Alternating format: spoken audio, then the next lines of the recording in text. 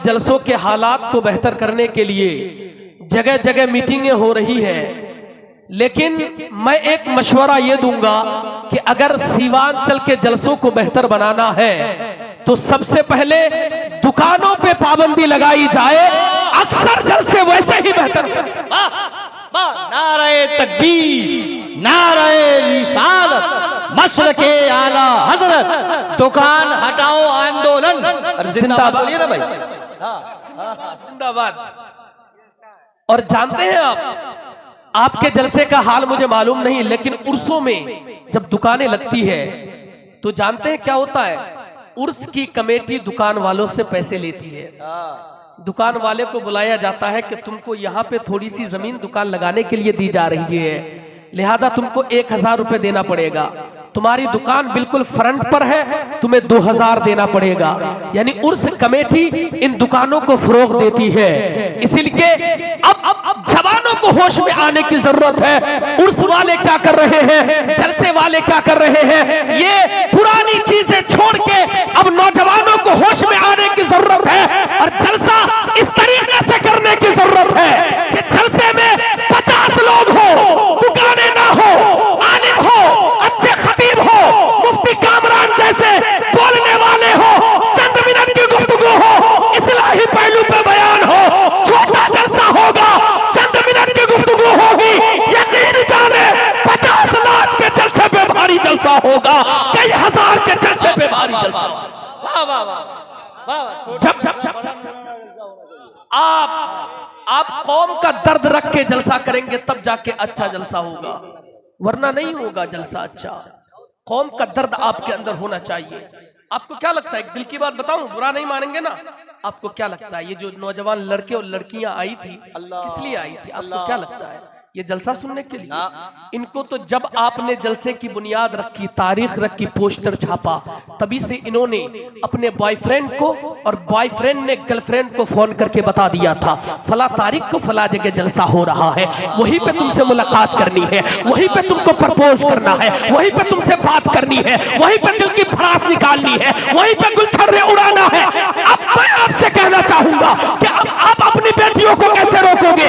एक ही तरीका है, जलसे में तुम्हारी बेटियां नहीं बल्कि तुम आओ, आने के बाद बैठो, सारी बातें सुन के जाओ, अपनी बेटियों को जाके घर में बताओ जलसे में तुम्हारी बेटी नहीं, जलसे में तुम्हारी बहन नहीं, जलसे में तुम्हारी बीवी नहीं, जलसे में तुम्हारी माँ नहीं, बल्कि तुम आओ, आने के बाद यहाँ से जाओ और वो सारी बातें अहले खाना को बताओ। अब आप कहोगे मौलाना हमारी बेटियों को दीन कैसे सिखाए, हमारी भतीजियों को दीन कैसे सिखाए, हमारी बेटियों को दीन कैसे सिखाए? तो उसके लिए आसान तरीका यह है कि आप अपने घर में पर्दे का एहतमाम करें और अल्लामा मुफ्ती कामरान को बुला के लेके जाए। ये सारे मसाइल बताएंगे, ये दीनियात सिखाएंगे, इस्लाम के बारे में बताएंगे, शरीयत के बारे में बताएंगे, कुरान पढ़ना सिखाएंगे। इस तरीके से मर्दों का जलसा खुले मैदान में हो, औरतों का जलसा बंद कमरे में हो और पर्दे के एहतमाम के साथ हो।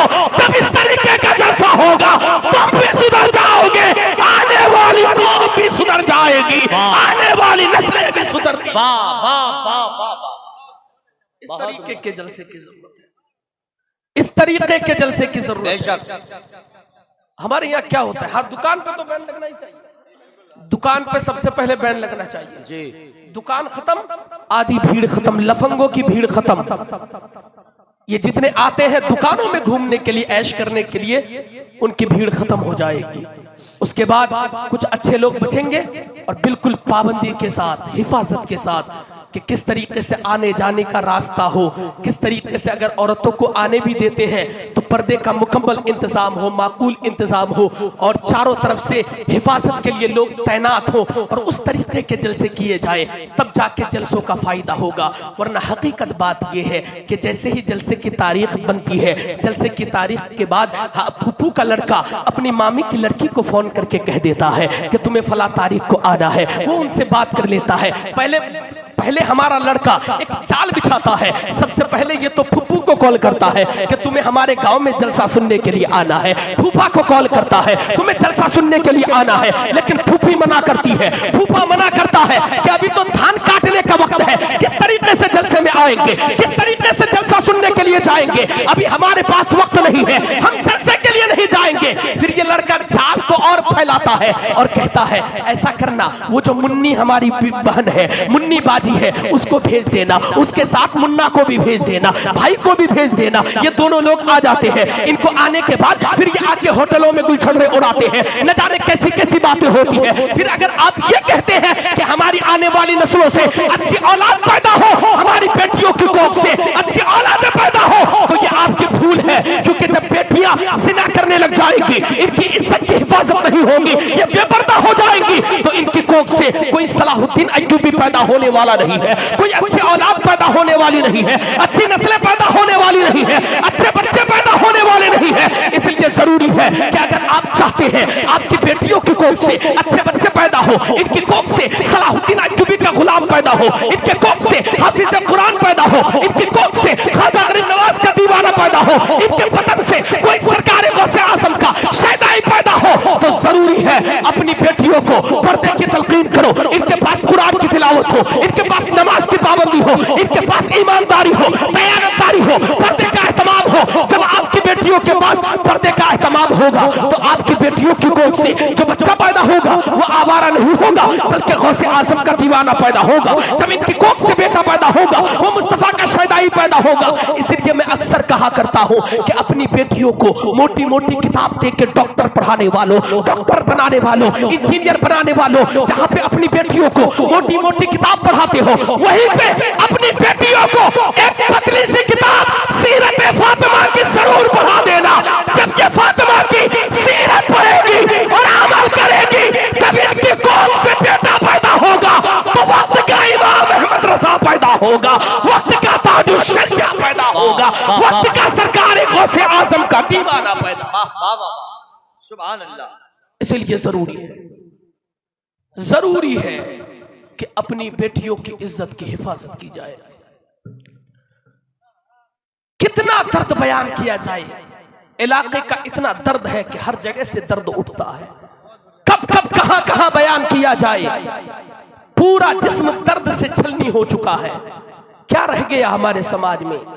इतने जलसे होने के बावजूद देखिए इलाके का माहौल, क्या क्या नहीं होता। अफसोस होता है, एक हल्दी का रस्म था शादियों में, अब इसे इतना परवान चढ़ाया गया, अस्तगफिरुल्लाह, कि ये गैरों के साथ मुकम्मल मुशाबहत हो रही है।